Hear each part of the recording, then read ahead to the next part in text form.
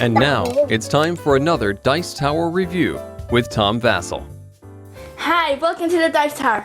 I'm Melody Vasel.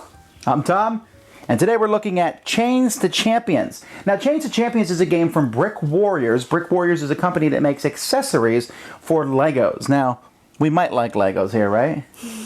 We love Legos. We have more than a few in this household. Too many if you walk barefooted in the night. But the Legos, here they have a game that doesn't actually come with Lego men, but you can use them with the game, about gladiators fighting in the Colosseum. Are you ready? Let's take a look.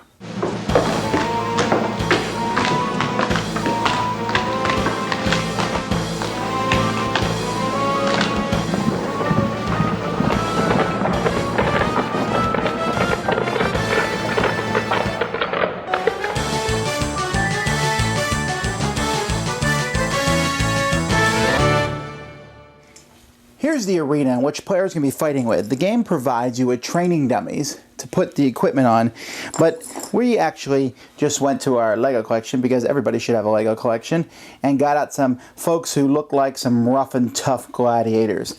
And what the game has as it progresses is the ability to pump these gladiators out and have them fight each other, because it has different equipment that fits on the gladiators, and weapons that you can take, and shields. I mean, this guy looks like a pretty good gladiator at this point.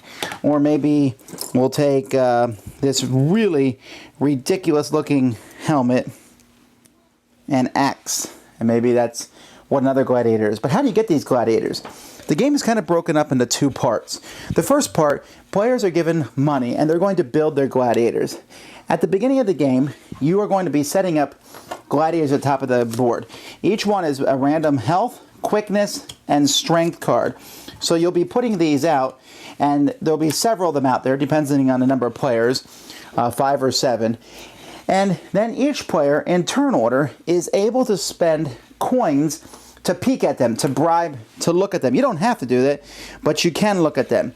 So you'll look, for example, this guy has a strength of 1, a quickness of 3, and health of 25. So that's what he has, and this guy here has a strength of 1, a quickness of 5, and a health of 25. And let's put it together, another guy. We have strength 1, quickness 6, health 27, and another strength of 1, quickness of 4, and health of 25. And so you'll keep doing that. You'll be able to look at these different gladiators that are out there, and each one will have different stats on them. Now, obviously, some stats are better than other stats, but players are going to be able to pick these. Now, when you bribe and you look at a gladiator, if they have a red card on them, you're not going to be able to bid on that gladiator, because you were caught bribing the guards to look at the gladiators. If you draw one that has a yellow card, like this, strength 1 and then health 27, you can immediately buy that gladiator for 1 coin. So that's up to you. After that's all been done, after everyone's decided they're done bribing, then without looking at the gladiators, one player is going to pick a gladiator. Maybe they know what the gladiator is, and they'll say, we're going to bet on this one. Everyone's going to put forth money secretly and reveal it. Whoever bids the most gets that gladiator and pays their money. And this keeps going until everybody has at least one gladiator, or until all the gladiators are gone. If you are really foolish with your money and don't get a gladiator, then you're stuck with one of these convict cards. And you see they have a strength of 1, quickness of 3, and health of 18, and 0 toughness. Now, once you get these folks, you will have their starting stats. But then you're going to try to buff them up by buying weapons and such. On the table, you're going to use academy cards, special cards, and blacksmith cards to buff up your characters. Now, each of these are done by creating a pile. Like, you'll have a general store which has 3 cards from each stack and a couple commerce cards thrown in. Then there'll be 2 blacksmiths which have 7 cards from the blacksmith stack and a commerce card. Then there's one that has just specials and a commerce card. And there's one that has just academy and a commerce card. And so players will, at this point in time, take turns. They have 7 days to get stuff. They'll be able to take one of those piles and either sell one of the cards for a coin or pay the purchase price of that coin. If they don't want to do that, they can roll a dice, divide it by half, rounding up, and that's how much gold they can get. Now, the commerce cards let's take a look at the commerce cards themselves. The commerce cards basically just give you money, and there's at least one in every stack. So this one here gives you 4, this one gives you 3. You're never sure what you'll find, steal a coin, etc. The blacksmith is where all the equipment is. Boot wings, which let you move diagonally on the board. A spiked mace. The weapon sharpening, which is attached to one. Trojan shield, assassin mask. All sorts of really cool equipment. So you'll be able to buy those. Specials are cards that work with a very specific equipment, like Decapitate works only with the gladiator axe, or the bladed flip works with the bladed helm. Combo punch, and so on. And so you'll go look through these and try to find the one, hopefully, that matches the equipment you've already bought. And then specials are just special abilities that you can use in battle. Now note this big number down here in the corner, at the bottom here of Sand Kick, is the cost of each of these cards.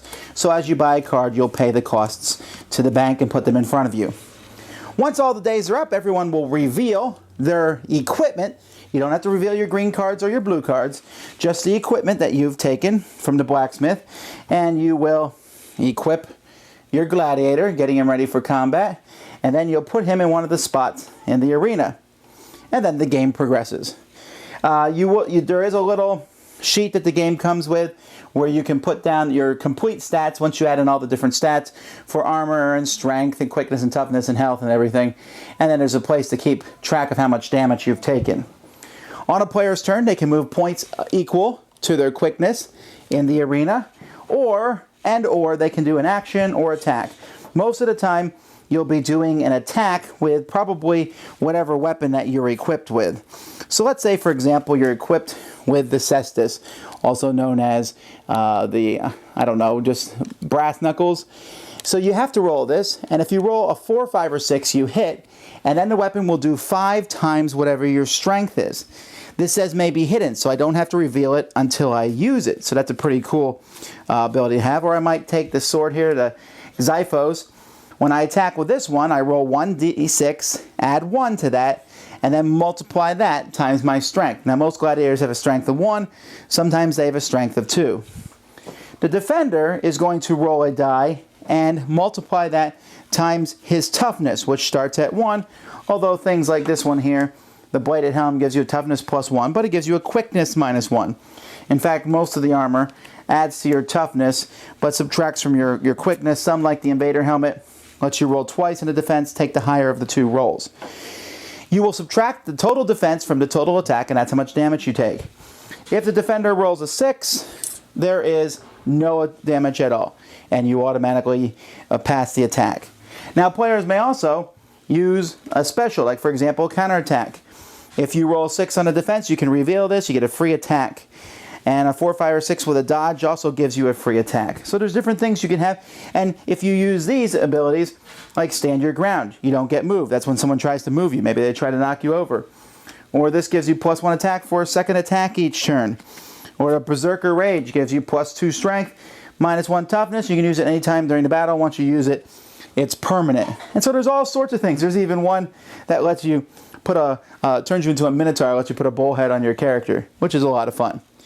Players will continue to fight each other until there's only one person left alive. Notice there's spikes in the arena, so if you get driven back into the spikes, you're dead.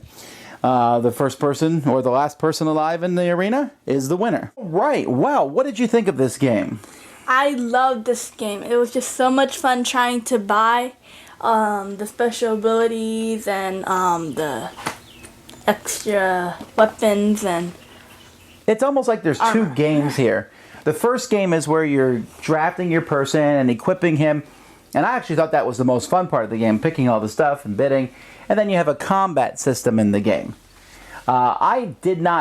The combat system was okay. It was okay. You roll dice and fight each other.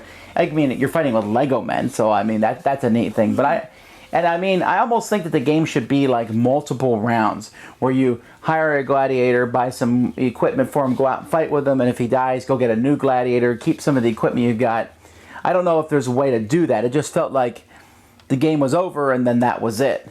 I was hoping there would kind of be more to it, but it still looks pretty neat. What'd you think of the components? The armor and weapons looked really cool, and I also liked how each weapon had its own special ability. Yeah, the weapons had special abilities. The armor was kind of, the same except for maybe the spiky helmet. But also basically, each thing was its own unique thing until you added that one special ability that it could do looking through the deck. Now, it's possible that you could get a piece of armor, and I did, that did not have any the special ability wasn't in the game. You don't use all the cards. Yeah. And certainly some gladiators are going to be much better than others. If you have a 3-strength gladiator, you're really going to do well. Like me. Yeah, I think that in the gladiator, in the arena itself, I think it'd be much more interesting if there was some kind of ranged combat. There isn't, so essentially you run up and hit each other. So because of that, this game works best with the maximum amount of players, because then there's a big melee out there, everyone's fighting, and it's not just I hit you and then you hit me. So there's a lot going on. I also think that the game itself is a kind of a pretty strong theme for Legos. I mean, we have decapitation and such in the game. So keep that in mind, although I guess we could argue that cutting off the head of a Lego man is not so bad as, someone in real life. And this game doesn't come, like I said in the thing, it doesn't come with the Lego men, but of course adding them is pretty easy. More cooler. Any final thoughts on the game? Just that it was a lot of fun, and just I love Legos. Yeah, I like Legos too. And yeah, I guess even if the game itself you thought was horrible, you can take out all the pieces and play with them with your Legos and such. But it's a very light combat game with actually kind of a pretty good, solid bidding/buying phase beforehand. Something I really enjoy. Second half of the game not as strong as the first half, but still, if you're playing with kids, I think this one will go over very solidly. Chains to champion. Thanks so much for watching the Dice Tower videos. Find more great videos and reviews, as well as our top-rated audio podcast at Dicetower.com. You can also find other great shows at Dicetowernetwork.com. I'm Eric Summerer, and you've been watching The Dice Tower. The Dice Tower is sponsored by Cool Stuff Inc., where you can find great games for great prices.